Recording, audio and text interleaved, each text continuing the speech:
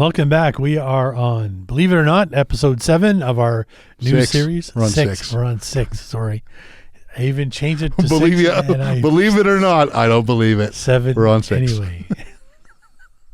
Good. The series is called The World at the End of Your Driveway. Jay, what's our series all about?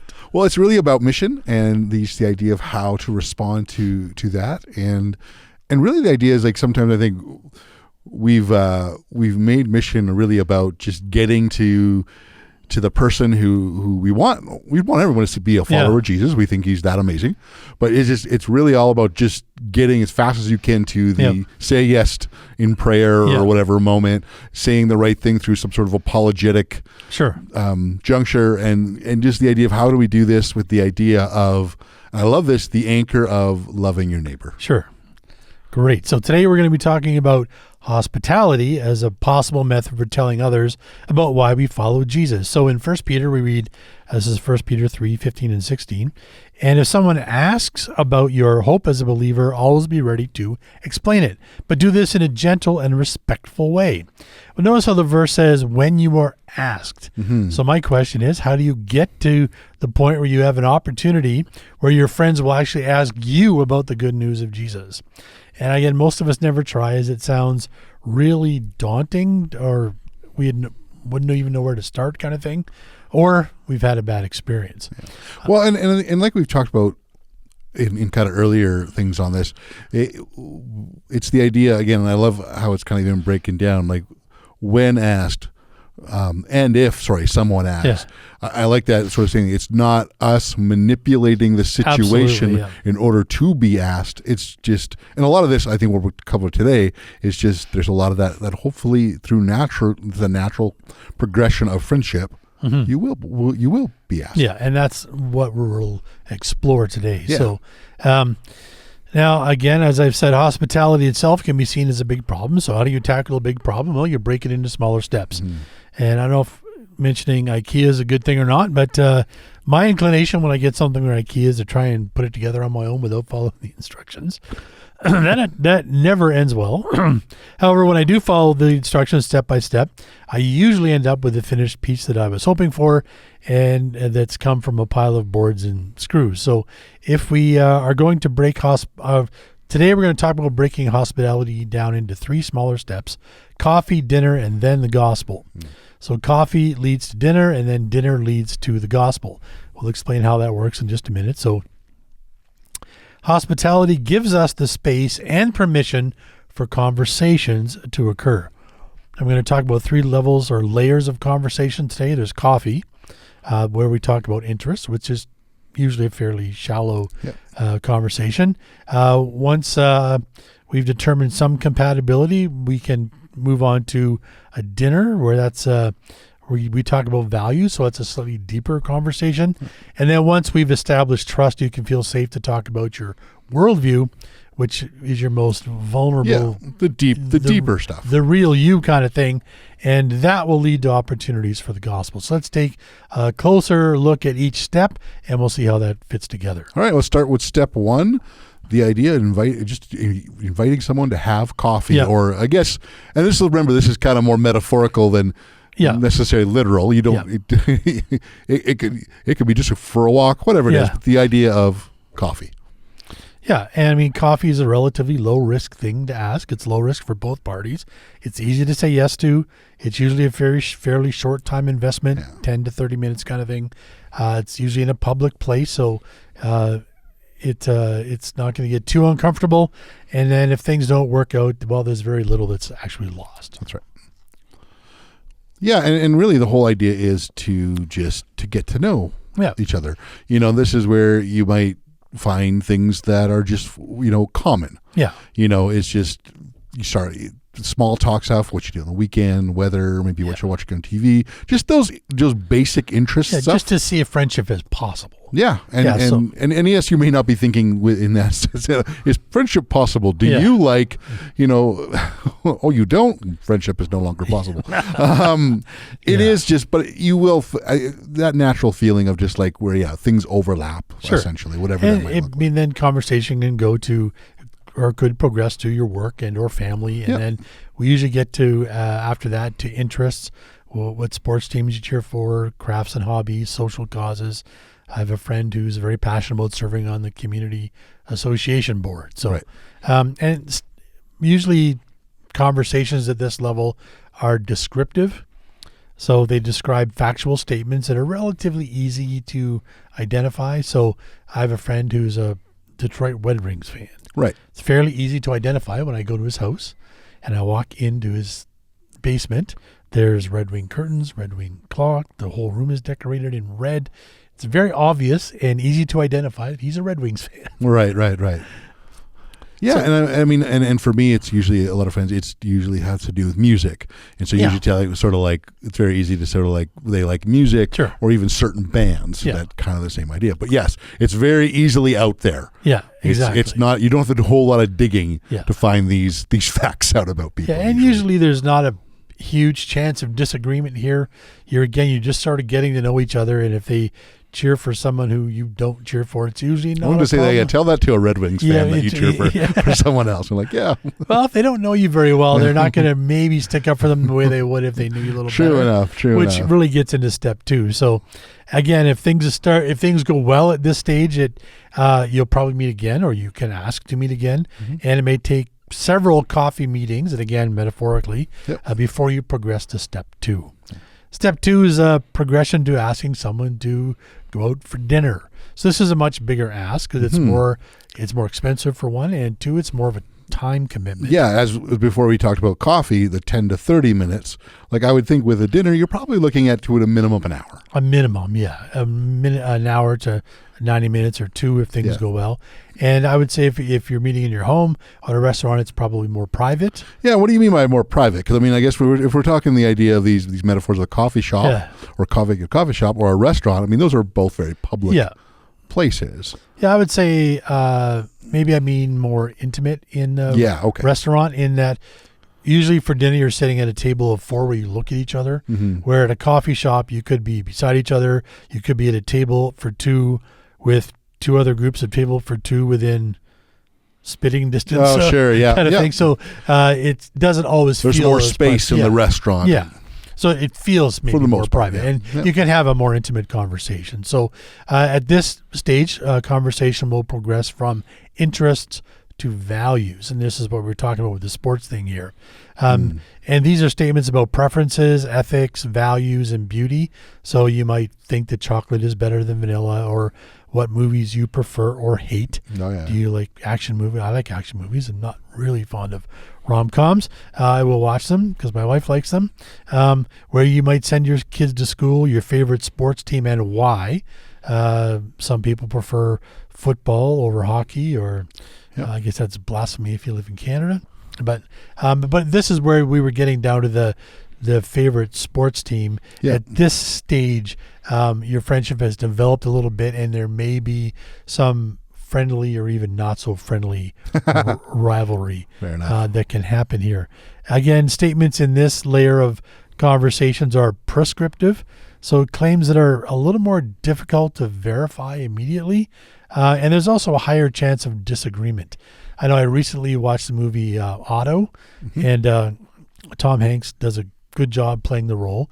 And in that particular movie, he's a Chevrolet guy, and the guy he's trying to be friends with is a Ford guy. And they kind of poke fun at it as they age, and their friendship is deepening. But at one point, the guy who's been devoted to Ford all his life switches to Toyota.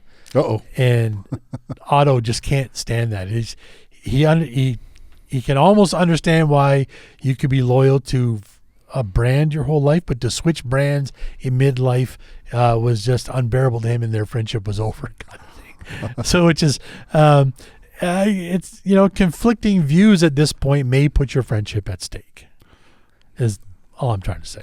Right. But I do believe that if you can show that it is safe to express yourself, even if you do disagree, and you're vulnerable, and yet the other person that you're talking to feels like they're being heard, even if you disagree, then I think your friendship can actually evolve and deepen. Yeah, so I guess this is where we can really start this. I mean, even though we're always want to be doing this, but practicing deeper the active listening idea. Yeah, this is really important at this stage, is to really be listening to the other person with the goal of understanding them. And this is the part where I can start to get maybe a little more difficult to do that, because we're moving into the ideas of values and things like that. We might have a conflicting value we're ready to share right away. Yeah. When all that sort of stuff, and as opposed to, this is again why I think active listening really comes to a head at this point, is because it is the idea, like, I need to ask questions and not just voice my opposite view, or the team that I think is better than the team you just talked about, and why I don't like the team you like, or something like that. Exactly. So there's 3 sort of levels to that. The first one is we can be listening to somebody but not really listening. We're just waiting for our turn to talk. Yep. The team thing. Yep. Other times, if it's more argumentative, where we're debating something, we can not really be listening, but it looks like we're listening, but we're really just preparing on how we're going to respond. And it could be formulating a counterpoint, or even determining what kind of advice to give. And again, that's not really listening. Active listening is really just listening to them talk without any agenda other than to really understand what they're saying. Yeah, that is the ultimate goal. So when you disagree, it can be helpful to ask questions like, tell me about that, or how did that make you feel, or help me understand what you're saying. This gives the other person permission to continue talking. Yeah. And then again, we're just trying to listen and understand their point of view. Well, and this is a great time to really practice logic. Yeah. And it's really important. You're not trying to insert your logic into their thing. You're trying to discover theirs, because usually that's when you see the patterns of, like, oh, I see where you've come to this conclusion, and you may disagree with the conclusion, but if your goal is to just find the pattern of their journey, that's what you want to do. And I mean, this is also the stage where people will probably find out that you follow Jesus and participate in a church community without really necessarily knowing what you believe per se. It probably will just come up in conversation. Again, that's a step 3 step when we're actually determining.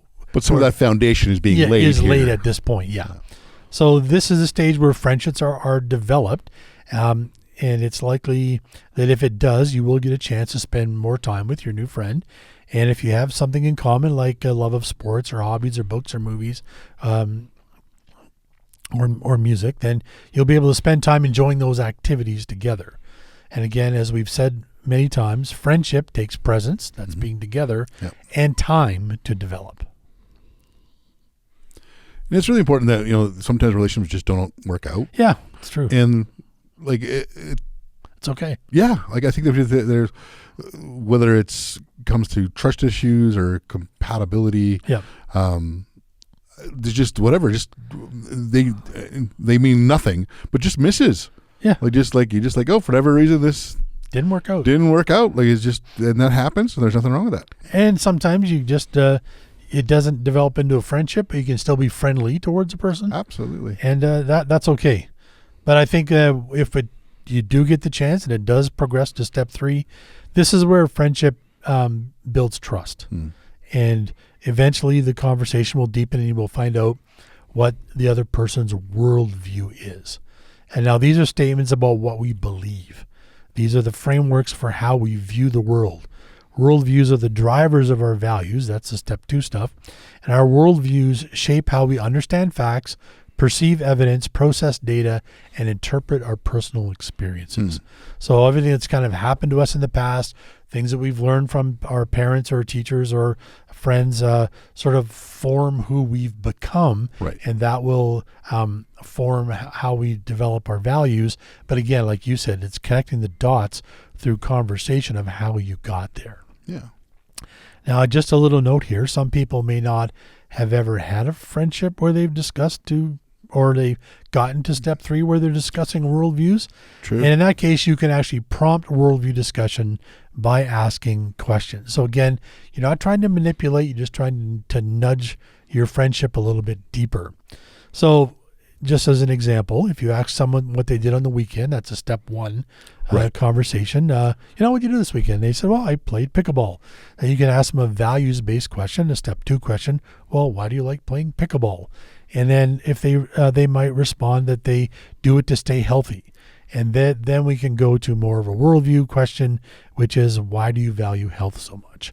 And so those are just, if we keep in mind, and we're going to discuss questions a little more detail here, but we can ask questions about a person's dreams and hopes and goals or ambitions. And at this point, sometimes if they're not ready to talk about it yet, they may laugh it off or change the subject or just say they don't know. It probably means that they're not ready for that conversation yet in their relationship. You might be, but they may not be. So that's okay. Just be patient. Yeah, and I think when we get into this level, it's or this area, it's the idea. Safety is a huge thing there.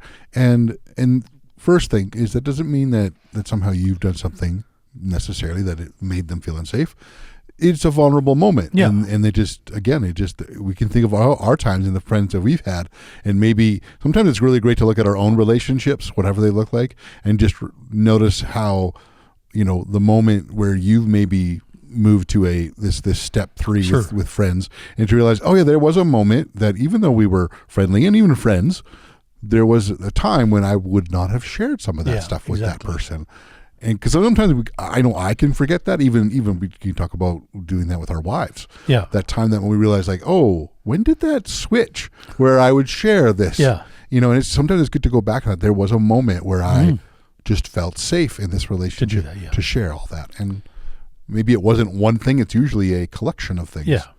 And if they do respond with detailed and thoughtful answers, then we can follow up with, why is that important to you? Or what will you do if things don't work out the way you want them to? And their answers will reveal a lot about their worldviews.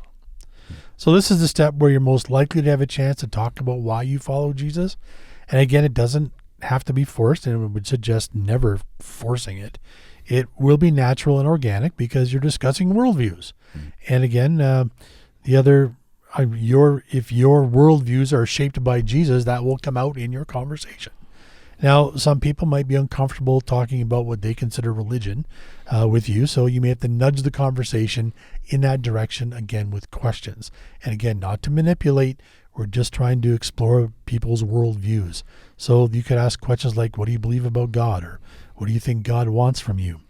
Did you grow up with faith or religion? What faith do you have now because of that? Some people have none. They've chosen to walk away from it. Others will have chosen a different faith because they didn't like the one they grew up with. And some just have no faith. And you can ask questions like, do you pray? If it comes out that they have a different religion. So, ask them questions like, what's the best thing about being a Buddhist or a Muslim or a Wiccan? Tell me about your traditions or festivals or celebrations and why they're important to you. And then I really like this question. Again, these come from a book called How to Talk About Jesus Without Being That Guy by Sam Chan. And this question I thought was really good. What do people get wrong about your religion? It's a good question. And again, at this point, we're not trying to debate anybody or talk about the gospel. We're just trying to ask questions with the purpose of learning, of listening and understanding. And I think it's really important too, because I know when I read these questions out of context, I think like, what's going to happen? How do I fit this in? It seems so unnatural. Yeah. And it really is. Like, all these questions aren't necessarily like, you got to get to these questions. Yeah. They're more just hopefully helpful things of like, hey, I've never thought of asking a question before. That. And to remember that, whenever I've been in a situation where I've come to a place to ask this question, I've definitely done it where I forced it in. Not the greatest. But when you built the friendship, it's surprising how less awkward. I'm not gonna say it's never not awkward, but less awkward. Like, it just like, it really, there are times it's surprisingly open to this. And so I do really want to encourage everyone just to know that, like, you may be surprised how natural these things can come up, even though as we talk about it this way, it may not sound that much so. Yeah, I get sometimes get quite alarmed looks when obviously we're just talking about work and I find out that I'm a pastor. Yeah. So I like to follow up with that question. So did you grow up with any faith? Because then it sort of deflects it away from me and lets them explain to me what, if any, they grew up with. And again, that may or may not be a point of further conversation. Sometimes it just stops there, and that's okay. Yeah. Other times it has, for me, it's opened up a chance to explore it further. So now, again, in our culture, there's sort of this social convention of reciprocity. So many times if you give them a chance to talk first and actually feel like they're being heard, they may ask you back the same questions. If you let them tell you what they believe, then they may ask you what you believe, and then you will have a chance to talk about the gospel. Right. And again, the same thing can happen here, even more in a more dramatic way, is that if your worldviews are very different, the other person may not be willing to continue friendship and disconnect entirely. And again, that's not up to you. I will say, though, that if you've gotten over sort of the hurdle of disagreement in step 2 and you're at this sort of deeper level, I think it's important for us not to do the same thing. Right. If we disconnect at this point just because they don't follow Jesus, I think they'll feel used or like we were out on some mission to convert them or something. Yeah. And I think it's important for us to keep the friendship intact and just trust the Holy Spirit to draw that person to Jesus, and then just be available if there's a chance to talk about whatever comes up again. All right. So, maybe just some final thoughts. Final thoughts here. One is pay attention to your conversations. I know that sometimes people want to talk about something and they'll bring it up casually in a conversation, hoping you will ask about it. So pay attention to things that come up more than once over the course of a conversation. I know in the book, Sam talks about a friend that his mother was sick and brought her up in conversation 2 or 3 times, and he missed it entirely. And his wife said, your friend brought up that his mother was sick 3 times in the conversation. Think he wanted to talk about that? And he was like, yeah. Kind of thing. The other thing that you mentioned sort of at the outset was sometimes you have to get creative with hospitality. Yeah. It isn't just coffee and dinner kind of thing. Yeah. We may have to find different points of connection before we can even get to sort of like a coffee. So coworkers and neighbors are a great place to start with just because of proximity. So if you see your neighbor outside, make a point of going out and starting a conversation. If they're cutting their grass, go out and cut your grass. And it gives an opportunity to make a connection. If you're at work, maybe bring donuts or snacks to the meeting or whatever. And people, even when they just thank you for bringing donuts, gives you an opportunity to talk. So there's different things like that. You could join a club or a sports team, invite someone to go with you to the movies. I mean, our church does a potluck dinner once a month, and that's a great opportunity for our community to invite other people not from our community to our potluck dinner. And that's been a great way for us to Very much so. sort of connect with the community. Sam Chan in the book says, hospitality is costly. It costs time, effort, and money. It's a form of generosity. But hospitality earns us social capital. It allows us to earn our friends' trust so we can talk about things that matter. So I think hospitality, when we think of it in that way, is a wonderful way for us to connect with people who don't follow Jesus. Right. Yeah, and as you said before, it can lead to I'm not sure I'm going to say that right. Reciprocity. Yeah, there we go. All right. I guess it took a while to spit that out. In that, it allows them to reciprocate in conversation, in social surroundings, and all that sort of. It just that can easily lead to whatever that first coffee might be together or something like that. And again, just a warning here, this is not a short-term strategy. I know when I was growing up, everything we learned about witnessing or evangelism was short-term strategies. Yeah. We go out and knock on doors. We have a convention. We invite a speaker, something where people raised their hand and went and said a prayer, and there was instant gratification because we felt like people were becoming followers of Jesus. But it also felt like you could never do it by yourself or on your own. Yeah. And so I think making yourself available in this way through hospitality, just from my own experience, I guarantee the Holy Spirit will create opportunities for you to talk about why you follow Jesus, and you'll even make some great friends along the way. Yeah, and I think one of the things we've talked about throughout this series a lot is about the idea of loving your neighbor is the anchor, and we talk a lot about listening. Yep. Throughout this, I mean, if there's a common thread that we can weave throughout this this whole series, and like if you could forget almost anything we say beyond this, listening, when we truly listen to people and they feel heard, they feel loved. They feel loved. Yeah, I know I do. Yeah. When that happens, and if that's the one thing that anyone can take away from this series, listen to others. Helpful, yeah. It's huge. Yeah. So thank you once again for being a part of this. We just encourage you again, don't get bogged down by any kind of formula that goes on here. It's the idea of it takes time to build to a place to share values, and sometimes it's really good for us to kind of see what that looks like a little bit laid out, so that it's like, hey, it takes time to get there. Not every relationship's going to get there. That's okay. That's just the reality of relationships. And in that, once we get there, that maybe there's a time to share that value of deep value, worldview of Jesus. Mm-hmm. And we might be surprised when it does happen. And we just encourage you to, again, go out and just, going back to the thing, just connect with those around. Mm-hmm. Be ready to listen, and you might be surprised when a coffee moment shows up. Thank you. Please like and subscribe, and we will see you next time.